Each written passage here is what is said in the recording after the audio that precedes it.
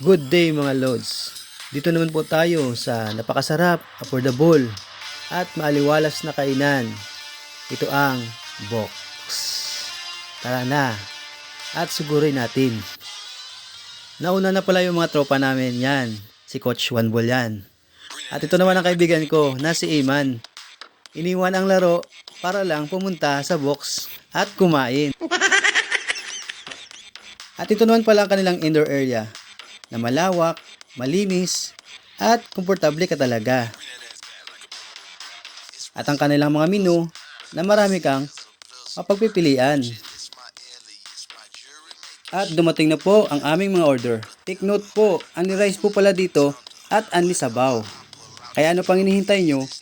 Sumugod na kayo sa box. Tara na at kumain.